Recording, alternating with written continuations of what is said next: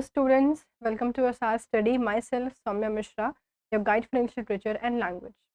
तो अभी हम पढ़ने वाले हैं हमारे सप्लीमेंट्री बुक का chapter number 2 that is the tiger king. But again start करने के पहले थोड़ा सा मैं इसको ओवरव्यू देना चाहती हूँ. एंड ऑल्सो बिफोर दैट आपसे एक क्वेश्चन है. ऐसा कभी कभी होता है मतलब आपने कोई भी चीज़ ईगो पे ले ली हो कि अरे मुझसे नहीं होगा तो किससे होगा. बस एकदम एग्जैक्ट वैसी ही जो मेंटालिटी है, वैसा जो क्वेश्चन है, जो एक एस्पेक्ट आपको देखने को मिलेगा वो भी इस स्टोरी के प्रोटैगनिस्ट में देखने को मिलेगा. अब क्योंकि स्टोरी का नाम द टाइगर किंग है तो आपको समझ में आ रहा होगा. जैसे एक मूवी आई थी एनिमल्स एनिमेटेड वाली जो थी, सॉरी, द लायन किंग, तो उससे ये काफ़ी ज़्यादा अलग है क्योंकि लायन किंग का कॉन्सेप्ट ही एकदम अलग था और ये टाइगर किंग है. So please do not gate confused कि ये इसमें लायन का कोई एग्जिस्टेंस नहीं है. सिर्फ और सिर्फ टाइगर के बारे में हम लोग बात करने वाले हैं. अब टाइगर किंग की अगर मैं बात कर रही हूँ तो यहाँ पे टाइगर और किंग दोनों होंगे. जैसे कि आप लोग को अभी दिख रहा होगा कि टाइगर भी है, किंग भी है. तो क्या स्टोरी होने वाली है इसकी, ये मैं अभी आपको बताऊंगी. बट स्टिल बताने के पहले एक चीज़ बता देती हूँ कि आप में से कितने लोग फेट पे बिलीव करते हो. फेट, किस्मत, कि किस्मत में लिखा है तो हो के रहेगा. जैसे बहुत लोग होते हैं कि they believe in their actions rather than believing in fate. मतलब उनके अकॉर्डिंग अपने कर्मों पे ज़्यादा फोकस रखो. जैसे भी आपके एक्शंस होंगे उसके अकॉर्डिंग ही आपका कहीं ना कहीं रिजल्ट निकलने वाला है. बट बहुत लोग ऐसा भी सोचते हैं कि हो सकता है कि जो किस्मत में लिखा हो वही हम लोग एक्शन परफॉर्म कर रहे हो, वही हम लोग के दिमाग में आ ही रहा हो. तो दोनों ही पर्सपेक्टिव्स अपने अपनी जगह पे सही हैं. किसी को भी हम लोग गलत नहीं बोल सकते क्योंकि अगेन हम लोग के पास फंडामेंटल राइट है कुछ भी सोचने का, कुछ भी बोलने का. बट हाँ, अगेन ऐसा चीज़ें नहीं बोलना है जो कि सामने वाले को हर्ट कर रही हूँ.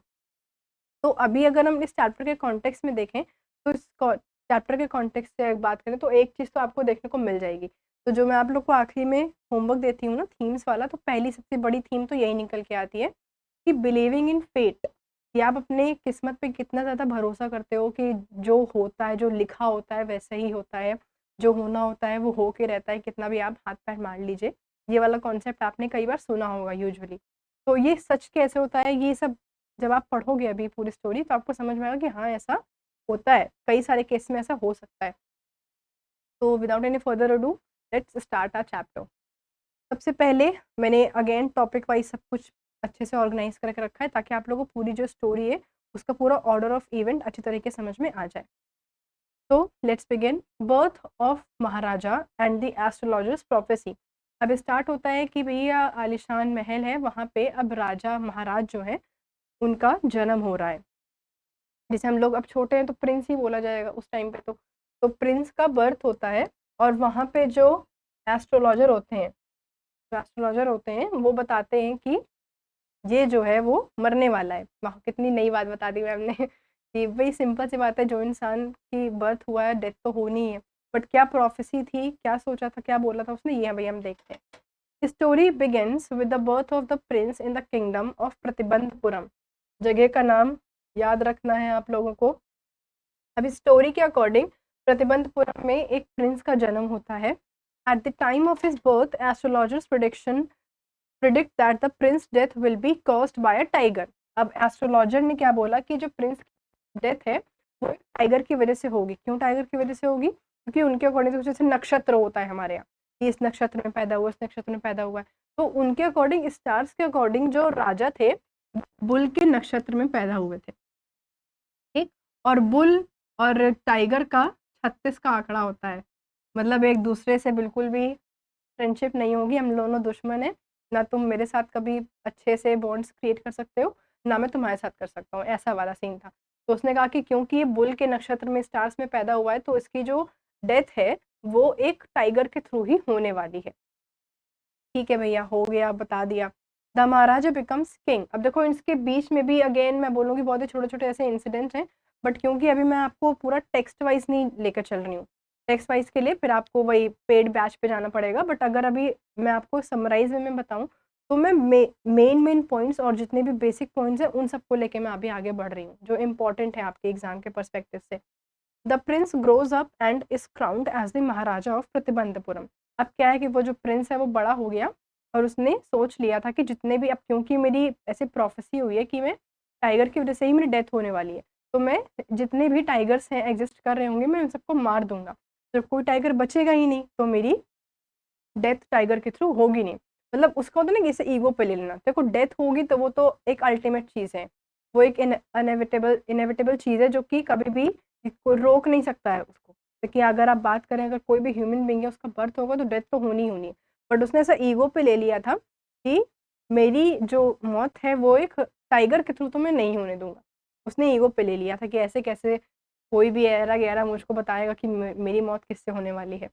He is reminded of the prophecy and take it seriously, going to kill 100 tigers to escape his fated death. अब उसको एस्ट्रोलॉजर ने बताया कि अगर तुमको चाहिए कि तुम अपनी फेट से भी जीत जाओ, तुम अपनी किस्मत से भी जीत जाओ, उसके लिए तुमको 100 टाइगर मारने पड़ेंगे। उसने कहा ठीक है भाई, मैं 100 के 100 टाइगर मार के अपनी इस फेट के अगेंस्ट जाऊंगा और ये चीज़ सिद्ध कर दूंगा कि मेरी किस्मत मैं अपने हाथों ही लिख सकता हूँ। Then the Maharaja begins tiger hunting. उस दिन के बाद से उसने ऐसा प्रण ले लिया कि जो भी टाइगर मुझे जितने भी टाइगर उसके टाउन में होंगे या फिर उसके आसपास के राज्य में होंगे उन सारे टाइगर्स को वो मार देगा जब तक कि वो 100 टाइगर्स को पूरा कंप्लीटली ना मार ले। The Maharaja begins hunting tigers relentlessly. He issues a proclamation. Proclamation is a kind of order होता है। जैसे पहले के टाइम पे आपने देखा सुनो सुनो सुनो जो आते थे राजा का पूरा फरमान लेके, वही उसे प्रोक्लेमेशन कहते हैं। That only he is allowed to hunt tigers in his kingdom. उसने ऐसा पूरी बात ऐसा रूमर फैला, सॉरी रूमर कह रही हूँ मैं, ऐसी बात उसने फैला दी कि जितने भी टाइगर्स हैं उन उसको कोई भी हंट नहीं करेगा, कोई भी टाइगर का शिकार नहीं करेगा एक्सपेक्ट वो जो किंग था। सिर्फ वो किंग ही उस टाइगर का शिकार कर सकता था। जितने भी टाइगर्स मिलेंगे अवेलेबल होंगे, बाकी सब लोग तुम्हें जिसकी भी शिकार करना है करो, कोई भी जानवर करो, लेकिन टाइगर की सिर्फ और सिर्फ किंग कर सकते थे। And he kills the first tiger successfully. उसने पहला टाइगर सक्सेसफुली अपने किंगडम में मार लिया। अब देखो उसके किंगडम में प्रतिबंधपुरम में जितने भी टाइगर्स थे उसने सबको मार लिया। जिसकी वजह से ज़्यादा ऑब्सेस्ड हो गया था, उसको एक ऑब्सेशन आ गया था कि मुझे मेरे लिए प्रायर चीज़ क्या है, टाइगर को मारना। अब उसको अपना राज्य, अपने राज्य के लोग क्या पॉलिटिकल चीज़ें कैसे चल रही हैं, खाने को है कि नहीं, उसको इन सबसे कोई फ़र्क नहीं पड़ रहा था। मतलब अब वो एज़ अ राजा नहीं, एज़ अब उसको सेल्फिश तरीके से कह सकते हो कि सेल्फिश इतना हो गया था, इसको सिर्फ़ और सिर्फ़ अपनी पड़ी थी। उसने ऐसा ठान लिया कि जब तक मैं सारे टाइगर्स को मार ना दूँ, तब तक मैं कोई भी चीज़ अब नहीं करने वाला हूँ, कुछ भी मैं नहीं करूँगा। मुझे नहीं मतलब है कि तुम लोग खा रहे हो, पी रहे हो, नहीं खा रहे हो, मुझे कोई फ़र्क नहीं पड़ता। लेकिन अभी सबसे ज़्यादा इम्पोर्टेंट मेरे लिए क्या है कि मुझे सब अपने टाइगर को सारे टाइगर्स को मारना है ताकि मैं फेट को हरा सकूँ। अब इसके पॉलिटिकल कॉन्सिक्वेंस क्या हो गए? सिंपल सी बात है कि जब अब तुम अपने राज्य पे ध्यान नहीं दोगे, तो भई वो वाली बात तो होगी कि भई ये तो एक अच्छा राजा है ही नहीं। तो उन्होंने दिमाग लगाया, उन्होंने जितने भी जो फॉरेन हैं, जो ब्रिटिशर्स थे, उनको उन्होंने ऐसे गिफ्ट्स टाइप के भिजवाए, ठीक है? रिंग उनकी वाइफ़ के लिए रिंग्स वगैरह भिजवाई कि मतलब ऐसा होता है कि रिश्वत टाइप का, कि रिश्वत ले लीजिए लेकिन अभी मेरे राज्य को आप फंडिंग दीजिए ताकि मेरा काम जो है वो चलता रहे। The Maharaja angers a high ranking British official who wishes to hunt a tiger. अब एक बार एक ब्रिटिशर आया और उसने बोला कि मुझे भी टाइगर हंटिंग करनी है। जैसे पहले के टाइम पे आप देखोगे तो हंटिंग एक शौक के तौर पे लिया जाता था। तो although I am an animal lover, तो मुझे तो बिल्कुल भी पसंद नहीं है कि कोई भी जानवर को किसी भी तरीके से नुकसान पहुँचे। तो अब क्योंकि मैं उस टाइम पे थी नहीं, वरना मैं नहीं मारने देती। बट ख़ैर ठीक है, छोड़ते हैं अभी इसको। तो उस टाइम पे एक ब्रिटिश ऑफिशियल ने बोला कि मुझे भी टाइगर हंटिंग करनी है। अब वो गुस्सा हो गए महाराजा कि नहीं भैया, टाइगर अपनी जान के साथ हम कोई भी कॉन्सिक्वेंस नहीं झेल सकते। तो उसने बोला कि तुमको जो मारना है मार लो, तुम्हें हाथी, घोड़ा, बियर जो भी मारना है, रैबिट जो भी जिसका भी शिकार करना है आप कर सकते हो, लेकिन टाइगर का शिकार सिर्फ़ और सिर्फ़ हम ही करेंगे। तो पहले तो उसको बुरा लगा ब्रिटिश ऑफिशियल को, लेकिन फिर उसने कहा ठीक है, मुझे कोई दिक्कत नहीं, मार लीजिए, लेकिन फ़ोटो जो है वो मेरी एक क्लिक करवा दें। मतलब मारिए आप ही, लेकिन जो फ़ोटो होती है ना, जिसे मारने के बाद फ़ोटो क्लिक करवाते थे वो लोग जो हंटर होते थे, तो फ़ोटो क्लिक करवाने के तौर पे आप मुझे खड़ा कर दीजिएगा, तो ताकि एज़ इन लगे कि इसी पर्टिकुलर हंटर ने मारा है उस टाइगर को।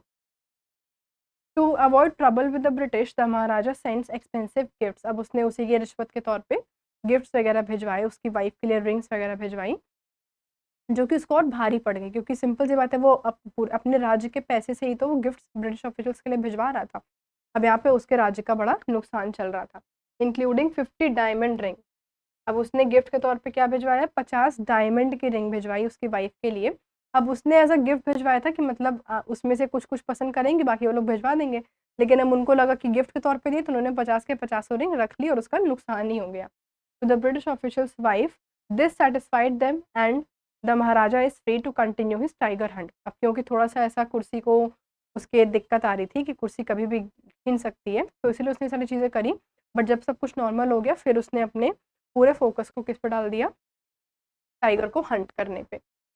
उसके बाद टाइगर स्टार्ट्स टू डिसअपीयर। अब क्या था भैया, अब अनगिनत टाइगर तो कहीं से अचानक से तो आ नहीं जाएँगे। तो अब क्या था कि उसके जितने भी किंगडम के टाइगर्स थे, उन सबको उसने मार लिया और अब टाइगर खत्म हो गए थे। अब टाइगर मिल ही नहीं रहे थे, एक्सटिंक्ट हो चुके थे उसके प्रतिबंधपुरम से। As a Maharaja kills more tigers, the tiger population in his kingdom begins to dwindle. Dwindle का मतलब होता है reduce. He has killed 70 tigers in his own territory. ये आप अगेन याद रखने की ज़रूरत है कि उसने कितने फ़ेज़ में टाइगर्स को मारा। तो पहले उसने 70 टाइगर मारे थे अपने ही टाउन में, जिसका नाम था प्रतिबंधपुरम, ठीक है? उसने प्रतिबंधपुरम में 70 टाइगर्स मारे थे। अब पहले के टाइम पे आपने देखा होगा कि जैसे पॉलिटिकल रीज़न्स की वजह से मतलब 2 लो राज्यों के बीच में शादी करा दी जाती थी। मतलब ऐसा रानी, राजा, सॉरी, एक स्टेट का राजा दूसरी स्टेट की प्रिंसेस से शादी कर लेता था पॉलिटिकल चीज़ों की वजह से। तो यहाँ पे भी उसने क्या किया, सेल्फिश रीज़न की वजह से उसने क्या किया कि ऐसा है, मैं जिस भी उसने फिर फरमान जारी करवाया कि तुम पता करो हमारे आस-पास कौन से स्टेट में सबसे ज़्यादा टाइगर एग्ज़िस्ट कर रहे हैं। जिस भी स्टेट में टाइगर एग्ज़िस्ट कर रहे होंगे उस स्टेट की जो प्रिंसेस होगी मैं उससे शादी कर लूँगा। तो ऐसा तो ना शादी कर लेंगे तो ऐसा मतलब दामाद बन जाएँगे तो जो आपका है वो मेरा है, वैसा वाला। तो इसीलिए उसने सब दिमाग लगाया, खिचड़ी पकाई अपने दिमाग में और ऐसा फरमान जारी करवा दिया। अब उसकी शादी हो चुकी थी और अब वो अपने ससुराल में, मतलब जो उसका ससुराल था, वहाँ पे जाके टाइगर्स को हंट करना स्टार्ट कर दिया उसने। Desperate to complete his goal of killing 100 tigers, the Maharaja marries a princess from a neighbor state with a healthy tiger population. He visits the state often and continues his hunting. अब क्या था कि वो ज़्यादातर ऑफनली जाता रहता था उस स्टेट में अपने अपने इन लॉज के घर और वहीं जाके वो हंटिंग का प्रोसेस जो है उसको कंटिन्यू करता था। तो उसका जो है वो काम बिल्कुल भी रुक नहीं रहा है, ठीक। The killing of the 99 tiger, ऐसे ही करते करते फिर 70 उसने मारे अपने अपने ही स्टेट में मारे थे। उसके बाद उसने 99 टाइगर मतलब 29 टाइगर, हाँ, 29 टाइगर जो है वो अपने इन-लॉज़ के जो घर थे उस पे मारे थे, ठीक? The Maharaja kills his 99 tiger, now only 1 more tiger is needed. अब उसने कहा कि देखो मैंने ऐसे ही एक-एक करते-करते 99 तो मार ही लिए हैं, अब 1 ही बचा है बस। जब मैंने 99 मार ली तो फिर 1 मारने में क्या ही दिक्कत है? फिर ये वाला वो वाला कॉन्सेप्ट होता है कि एक बार झूठ बोल लिए तो बार-बार भी बोलते रहते हैं, क्या ही फ़र्क पड़ेगा, किसी को क्या ही पता चलेगा। The tiger is needed to fulfil the prophecy, but there are no more tigers left in his kingdom. अब ना उसके किंगडम में, ना उसके इन-लॉज़ के किंगडम में टाइगर ही नहीं बचे, कहीं टाइगर ही नहीं था। तो ऐसा फिर फरमान जारी करवाया कि कहीं से भी टाइगर खोज के लाइए, जो टाइगर खोज के लाएगा उसे हम लोग इनाम देंगे। तो भाई इनाम के लालच में सब लोग टाइगर को खोजने निकल पड़े। Search for the 100 tiger, the king is desperate to find the last tiger, his men find an old weak tiger.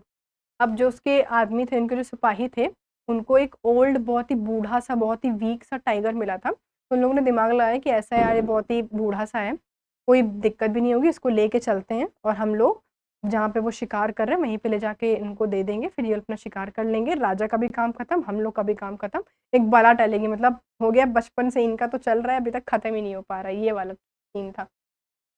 The Maharaja shoots, sorry, and release it in the forest for the king to hunt. अब जिस forest में जो राजा थे वो wait कर रहे थे कि जब तक मैं इसको आखिरी टाइगर को मार नहीं लूँगा तब तक मैं अपने घर वापस नहीं जाने वाला हूँ।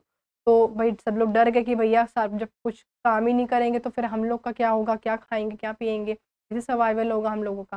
तो इन सब चीज़ों के डर की वजह से ही वो जो ओल्ड टाइगर है उसके मेन जो है वो ओल्ड टाइगर है उसको लेकर आते हैं महाराजा के पास। The Maharaja shoots at the tiger, believing he has killed it, but he actually misses. अब महाराजा मारते हैं वो, इसे ही देखो यहाँ पे कौन सा पर्सपेक्टिव आपको देखने को मिलता है, ओवर कॉन्फिडेंस। ओवर कॉन्फिडेंस, ये सब जो मैं आपको कीवर्ड्स बता रही हूँ ना, यही सब है जो थीम्स का काम करते हैं। थीम्स का बेसिकली मतलब ये मत निकालो कि कौन से कॉन्सेप्ट के बेस पे ये स्टोरी को लिखी गई है। सिंपली जब आप कोई भी स्टोरी पढ़ते हैं तो आपको कौन-कौन से एस्पेक्ट हैं जो आपको समझ में आता है कि हाँ, ये वाला एस्पेक्ट इसमें देखने को मिल सकता है। ठीक है? जैसे कि हमने स्टार्टिंग में बताया कि बिलीविंग इन फेट, फेट पे बिलीव करने वाला जो कॉन्सेप्ट होता है वो यहाँ पे देखने को मिला। उसके बाद हमको इस लाइन से समझ में आ रहा है कि कितना ओवर कॉन्फिडेंट हो गया था कि जब 99 मार लिए हैं, तो 100 भी मार लेंगे, 1 ही तो बचा है और वही 1 में वो चूक जाता है। और एक और देखो, आयरनी देखो यहाँ पे। अगेन यहाँ पे आपको आयरनी मिलेगी। Irony is a figure of speech, जिसका मतलब होता है कि जब आप कोई चीज़ एक्सपेक्ट कर रहे होते हो किस चीज़ के लिए, एकदम उसका एकदम उल्टा हो जाए। ठीक है? जैसे कि अब देखो यहाँ पे जितने उसने टाइगर मारे 99, 99 के 99 टाइगर हेल्दी थे, सब कुछ ठीक-ठाक था और उसने एक भी शॉट मिस नहीं किया। बट जो आखिरी टाइगर था वो ओल्ड था, ऊपर से वीक था, मतलब एकदम समझ लो कि एकदम अपनी मरने की कगार पे, और वो उसका निशाना चूक गया। इसका तो चूकना नहीं चाहिए था, शर्म की बात है कि आपने एक ओल्ड और वीक टाइगर को भी नहीं मार पाए, ओवर कॉन्फिडेंस के चक्कर में। तो देखो ऐसे 2 थीम मैंने आपको यही एक लाइन से ये दे दी है। तो इसी को कहते हैं इंटरप्रिटेशन, जो कि आपको बना के रखनी पड़ेगी किसी भी स्टोरी को पढ़ते वक़्त। और जितनी इंटरप्रिटेशन आपकी बढ़ती चली जाएगी, उतना ही परफेक्ट और ब्यूटीफुल आंसर आपके आंसर शीट में आपको मिलने वाला है। खैर, let's move forward. His men secretly kill the tiger themselves to avoid the king's wrath. अब वो जब उसके लोगों, उसके शोल्डर्स को पता चला कि एक्चुअली में तो मारा नहीं है, वो उसके जो गन शॉट की वो साउंड होता है ना, उससे वो टाइगर बेहोश हो गया था डर के, क्योंकि वो ओल्ड भी था और वीक भी था, तो उसके डर की वजह से वो टाइगर बेहोश हो गया था। और फिर राजा को लगा कि ये तो मैंने इसको मार दिया है। बट फिर जब उसके मेन जो है, उसके शोल्डर्स को जब पता चलता है कि एक्चुअली में तो टाइगर मरा ही नहीं है, तो फिर वो लोग फिर से डर जाते हैं कि अगर हमने बता दिया राजा को कि आपने टाइगर मारा नहीं, तो फिर वो ईगो पे ले लेंगे कि बताओ, मैं एक ओल्ड टाइगर को नहीं मार पाया। तो उन लोगों ने उसको, इस चीज़ को अवॉइड करने के लिए, उसने खुद ही उस, मतलब उसके जो शोल्डर्स थे उन्होंने ही उसको मार दिया। क्या भैया, हम लोग महाराजा से बोल देंगे कि आप ही ने मारा है, तब किस्सा खत्म हुआ अल्टीमेटली। चलो यहाँ तक तो हो गया। उसके बाद राजा ने बोला कि जितने भी टाइगर्स को मैंने मारा है, सबकी जो स्किन है ना, उसकी स्किन निकलवा के वो अपने, जैसे जो हॉल होता था ना बड़े-बड़े महलों में, तो अपने हॉल में लगाता था। ये दिखाने के लिए, दिखावा एक तरीके का है कि मैंने देखो 100 टाइगर मार दिए हैं, और जो भी आए उस महल के अंदर, जो भी एंटर करे, उसको दिखना चाहिए कि ये एक ऐसा इंसान है, एक ऐसा फेमस और पॉपुलर इंसान है जिसने अपनी फेट को भी मात दे दी है। The maharaja's victory. अब सब लोग को लग रहा था कि जो महाराजा है वो जीत चुके हैं, उन्होंने किस्मत को मात दे दी। बताओ, जो एक प्रोफेसी, मतलब एक भविष्यवाणी को भी उन्होंने गलत साबित कर दिया। Believing he has killed the 100 tiger, the Maharaja feels triumphant. Triumphant का मतलब होता है विक्टोरियस। विक्टोरियस मतलब कि हम ही राजा हैं, हम जीत गए हैं, हमसे बलशाली कोई भी नहीं है। That he has conquered fate. अब उसने ऐसा अपना, अगेन वो एकदम अपने अलग ही गुमान में था, घमंड जिसे कहते हैं, अहंकार, कि मैंने देखो किस्मत को मात दे दिया।